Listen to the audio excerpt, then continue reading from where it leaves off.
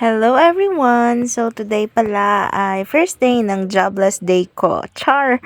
So naisipan kong i-vlog ang jobless journey. Char! Today pala ay magpapaalam na tayo kay Doc na hindi na tayo magre-renew ng ating kontrata.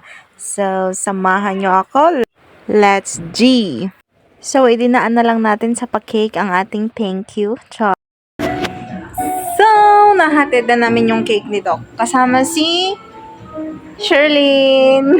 Nagpaalam na tayo sa work at ngayon ay magsa-celebrate kami dahil wala na akong trabaho. Wow! May ganun ba? So, andito kami sa Mrs. G. Tapos, iti-treat ko din yung friend ko na naiwan ko last time. Peace offering. So, let's wait for our order. Ayan, our Mrs. G iced tea. Pa natin yung lemon. No reaction challenge. Kaya ko yun. Ayoko. Sagit lang.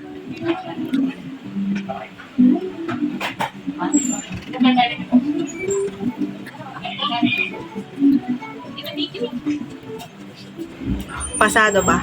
Yan na ang juice namin, iced tea. So, kakaibang iced tea nila dito. Kasi talagang literal na nag-a-ice. Our burger. Thank you. Salamat. Problemado yung kilala ko paano niya kakainin. Ayan nga, literal na malaki. Salamat, sir. Pero kapitbahay namin tong pogi na to. Ayan, masarap na arroz caldo with garlic, extra garlic, fried garlic. And di ko alam tong tawag. Ano kaya to? Parang wrapper. Tanongin natin. Wrapper nga. Tapos meron siyang, di ko alam to. Ano ba yan?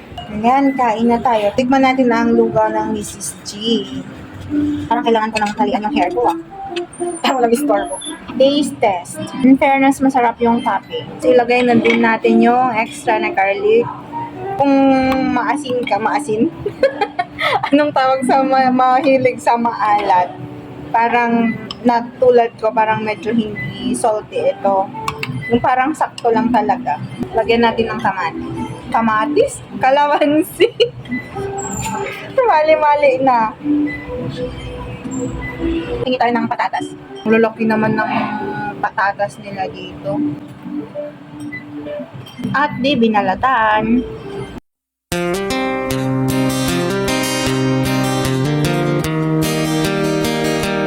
So, punta naman tayo sa CR nilang maganda. Ayan, pagpasok mo ay hand washing area at ladies. At dito naman sa kabila ay gentlemen's CR. So, dito tayo sa ladies, syempre. At meron silang special for cubicle for PWD. At syempre, dun tayo sa hindi PWD. At paglabas mo nga ng CR, ayan ang makikita mo. O, di ba ang ganda?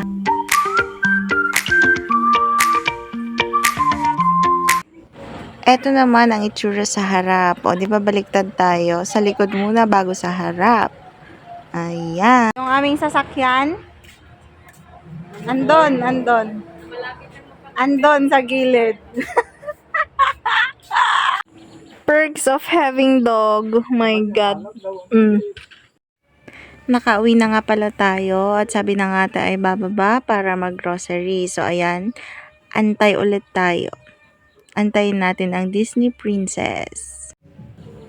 So, ayan nga pala ang papa. After 100 years of waiting. So, ayan na si Moana at kami ay bababa na. Driver ang person today.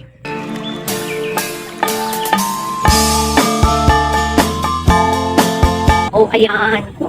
Ang aming mga lubak na daan. Mas at least pa ito, yung BG nga ito. Oh, be proud. Yan, lumaki sa baryo. Oh, yan. Yan ang aming farm. Mostly, mga tanim na nila dito ay kamote. Kasi at least, medyo wala kang lugi. Ayan na ang aming Moana. Ano bibilhin mo po? Makiupo muna tayo kay Auntie.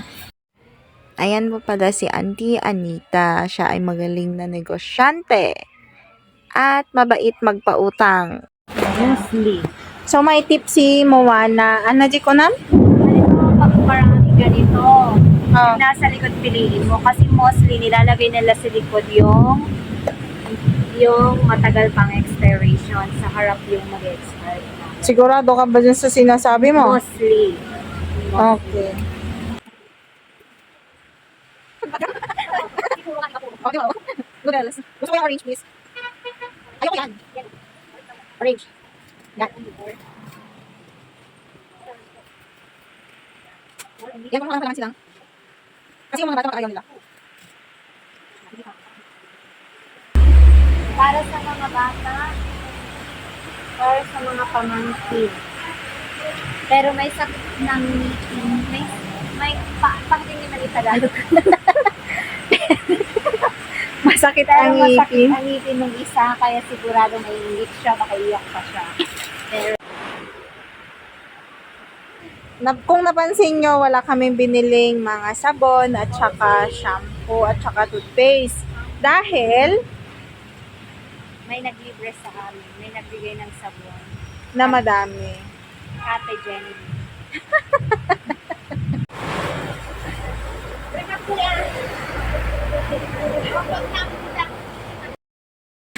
Nakauwi na kami. Tapos yung isa doon, diretso kain. Masarap ba yung chicken? That's all for today's video. Bye!